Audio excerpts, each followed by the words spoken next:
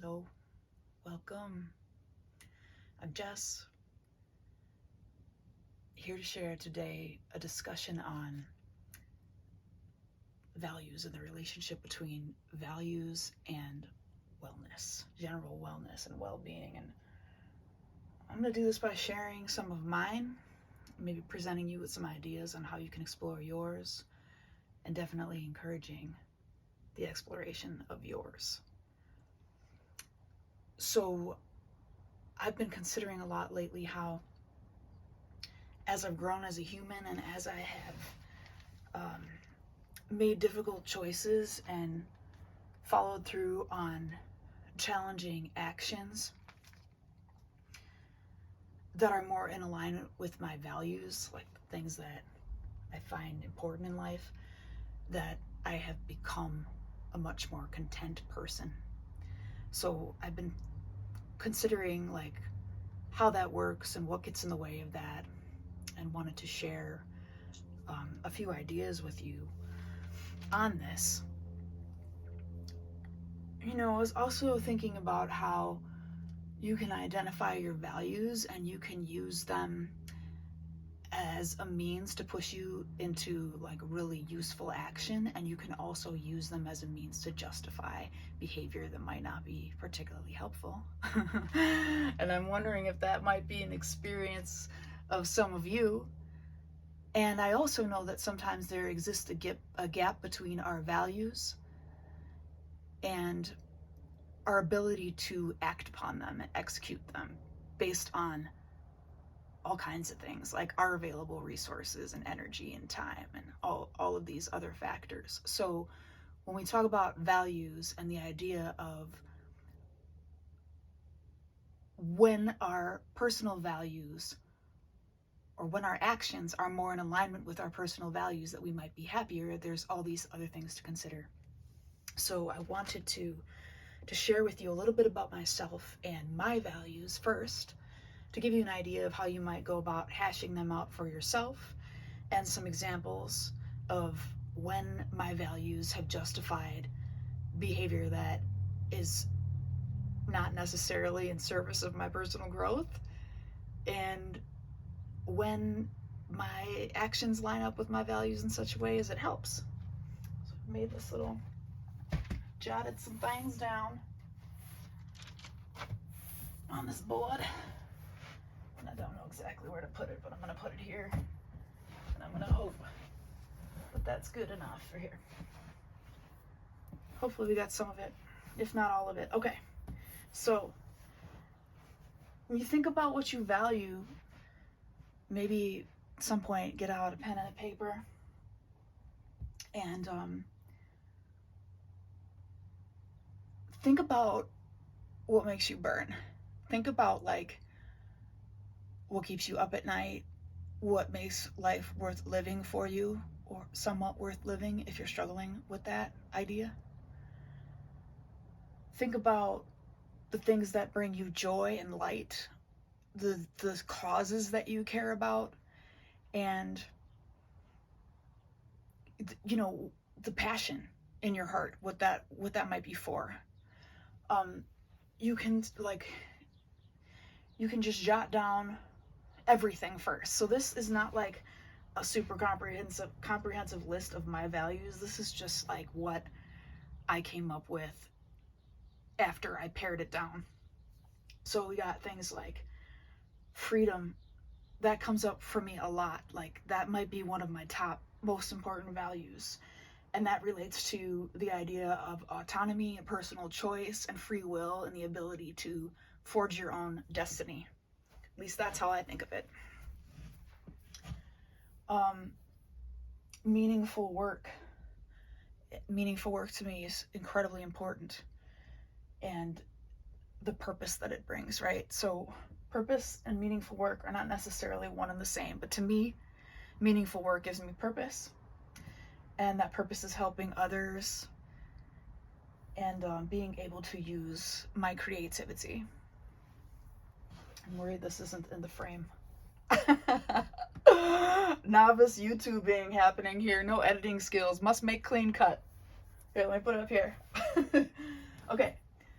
Health, right? We got health. This is so awkward. Mental, emotional, and physical health, breaking it down into 3 categories. Spiritual could also be in there. Super important to me. My family, being able to provide for them, being able to be protective of my family, being able to connect with them and to love them. Stability. Stability comes in many forms for those of us like myself and maybe you that suffer from or have suffered from mental health stuff, addiction. You know that having emotional and mental instability and like great fluctuations of feeling that happen regularly can be really disruptive to your ability to like do stuff and live and survive and thrive. So stability, and then also like financial stability is a huge one. When we have what we need to eat and pay the rent and buy clothing, we are often in a much better shape mentally and in every possible way than when we don't. What else do I got on here? Peace. I defined this as an absence of conflict and chaos in my life, on a personal level, and also like serenity, like peace of mind. Again, kind of related to stability. And pleasure. So music, joy, sex, play, fun. Very important to me. Okay, when I look at all of this, I see a few things. This came up for me when I was a really young kid. Freedom being really important and realizing that people are meant to be free and they're not meant to be owned. And I was a child of the just say no generation and dare. And I was very skeptical of that whole campaign, and I didn't know what propaganda was, but I intuitively understood what it was. And it was very violating to me because I noted that certain drugs were legal and okay, and it was fine to do, and certain drugs were not. They were illegal. You can go to jail, and there are certain ways you're not supposed to think and feel and experience your own reality. And I thought that was totally not cool. So I got this idea, well, it's just one example of where the value of freedom came into my life, that you should be able to choose your own destiny, and you should be able to choose your own state of consciousness. Of course, I'm not suggesting that we should harm anyone in our chosen states of consciousness, but general comment on this. Now, so to offer an example of how a value can be not so helpful, I will refer to my favorite value, freedom, and how I have chosen to use this value in a way that's kind of dysfunctional. So, just mention just say no. I feel firmly about the ability and the freedom of individuals to make choices about what they do with their minds, even though I'm a person who has suffered from addiction and continues to suffer from, cravings for substances because I have been a long-time substance user for various reasons. I have used my value of freedom to prolong my substance use and abuse with this very do whatever you want, do what you want, you're not hurting anybody. Freedom. But freedom's not my only value, right? So it's like you can cherry pick your values at different times and ignore other values, like health, for example. Okay, so health is an important value to me, but I could be dismissive of that value of my health when totally invested in this idea of freedom to sort of do what I want and feel what I want and be how I want. But somewhat recently, I started to get really real with myself because I've been growing and changing and growing up over the last few years, and piece by piece getting rid of things and people and behaviors that are not helpful to me, potentially harmful. And when I kind of got out of this freedom mindset for the sake of freedom and enjoyment and pleasure and focus a little bit more on the health aspect, I started to consider the physical implications of continued substance use, even something as somewhat benign as cannabis, the emotional and the mental implications, started learning a little bit about dementia and long-term cannabis users, people who use it like heavy duty. Also like emotional lability, like the ups and downs. And I started realizing that in my efforts to either like feel less pain, have more fun, be creative, experience change and variety, freedom, freedom, freedom, that I might actually be disrupting my states of like mental, emotional, and physical health, and had to like really reassess that. So you can lay out your values and you can be really specific with them. And I suggest that if you're going to try this, that maybe you do be specific and kind of like break it down into subcategories. But then you have to kind of like look at your life and your actions, right? And I mean, this is where I started to get real with myself. It's like, in what ways does my life represent my values, and in what ways do my actions align with my values and not? And how much control do I have over these things? So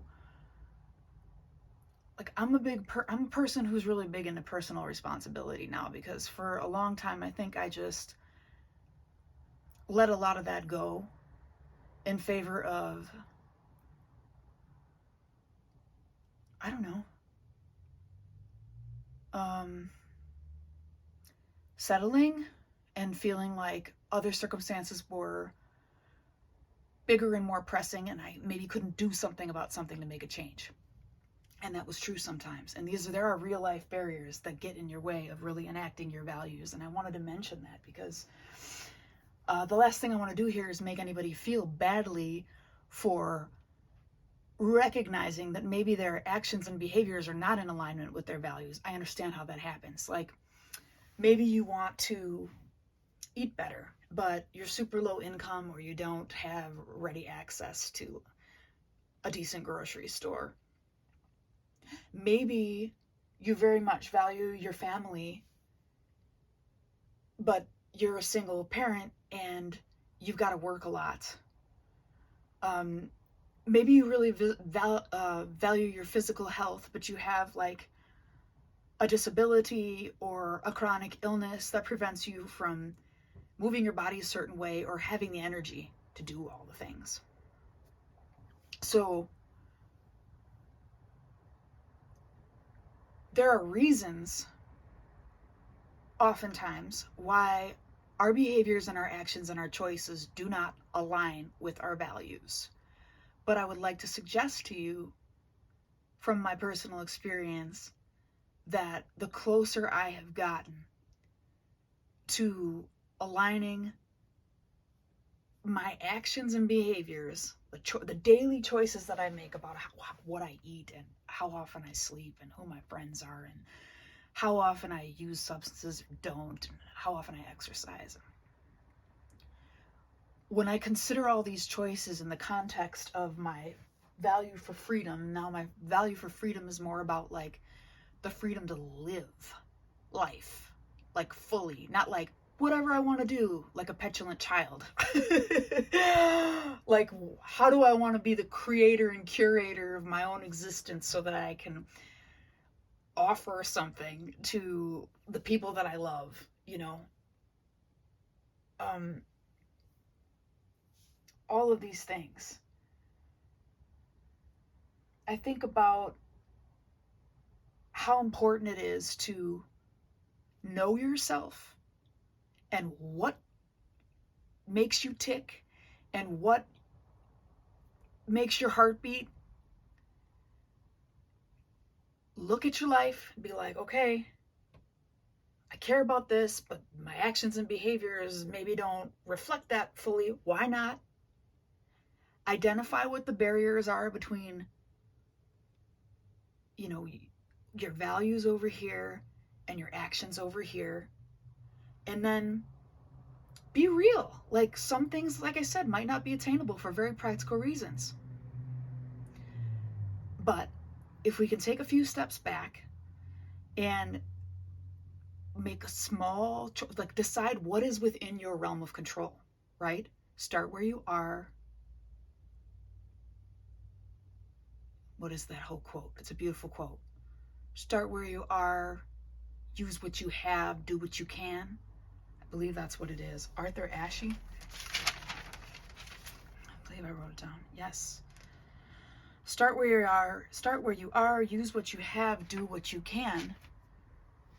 It puts you back in a position of power where you don't have to feel like these circumstances beyond your control are getting in the way of you living the life that you want to live. You can instead think, okay, here's the things I need to do. This and this and this is out of reach. But over here, this is something that I can do that is very much in alignment with my values. I just wanted to share this with you because it's been incredibly useful to me, a perspective that's helping me grow as a human being and live a better life. And that's what I want to share. I want to share how to feel well for those of us that have a lot of barriers to wellness, and let you know that I've been through a lot. And if I keep centered on my values and willing to take small actions, that there's this cumulative effect, and it just keeps getting better. So, thank you for listening. I hope that you take some time to ask yourself questions about your own values, write them down. There's some really great values assessments online. If you Google personal values assessments, you can take some quizzes. It'll give you some ideas. Feel free to drop a comment. Be happy to respond, leave a question, a like, subscribe to the channel. I appreciate all of it. I thank you most kindly, and I hope to see you again soon. Till then.